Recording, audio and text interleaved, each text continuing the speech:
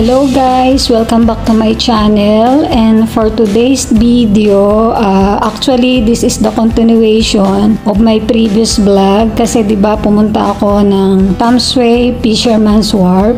So ngayon naman po ay nagbiyahe akong pabalik, sakay ng bus 26 papuntang Tomsway Station. At alam nyo ba guys na dito sa Tomsway Station, dito po natin matatagpuan ang Tomsway Old Street. Kaya alam nyo guys, pagdating nyo pa lang dito sa Tomsway Station, punta lang po tayo dito sa likod. Kasi meron po dito na malawak at magandang park na ito po ay usually tambayan ng mga Taiwanese o kahit na mga migrant workers na pumapasyal po dito. Dito rin po natin makikita yung baybaying dagat. Pwede po tayo dito mag-sight viewing. At dito rin po yung daan ng mga ferries na galing sa Tomsway Fisherman's Wharf papunta po dito sa Tomsway Old Street. So by the way guys, nung nandun ako sa Tomsway Fisherman's Wharf, akala ko makakasakay din ako ng ferry pabalik po dito. But sad to say po, sabi doon, kapag weekdays wala daw pong biyahe ang ferry. Pinapaandar lang ngayon ang ferry during weekends. Kasi due of pandemic pa din, kapag daw po weekdays, konti lang ang tao na nandoon o pumapasyal sa Lovers Bridge, kaya hindi po nila pinapaandar ang ferry. So sa mga kababayan ko po na OFW at sa mga tourist na andirito ngayon sa Taiwan, kung gusto nyo pong pumunta dito sa Tomsway at gusto nyo rin ma-experience ang pagsakay sa ferries, punta na lang po kayo ng Saturday and Sunday.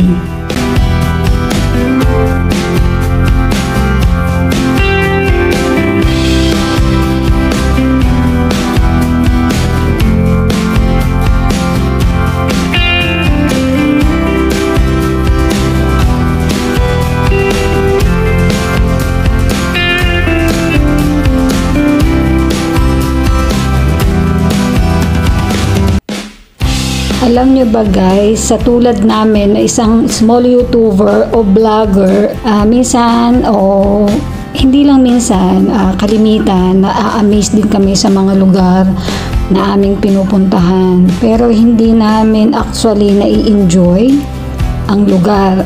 Kasi mas nagpo-focus kasi kami sa pag-captured at saka pag-video ng lugar. O kahit itong mga pagkain na to, minsan hindi pa kami makabili.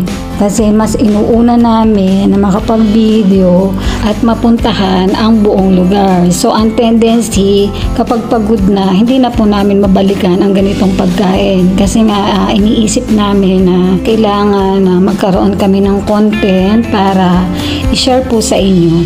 So, yung puso naman po namin, masaya. Hindi po may ibsan ang saya niyan kasi nakagawa po kami ng content na alam po namin na makatutulong po sa inyo. So guys, kay dami ko ng daldal dito, samahan nyo na lang po ako ngayon at ating baybayin ang Tomsway Old Street.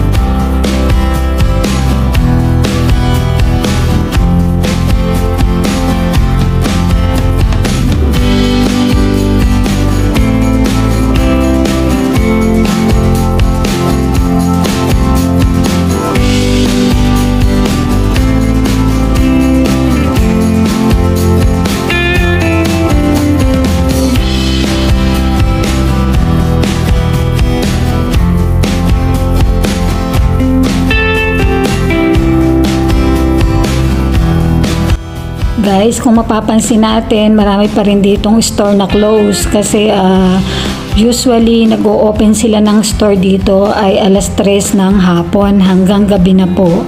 So andirito ako ngayon, 12:30 pa lang ng tanghali.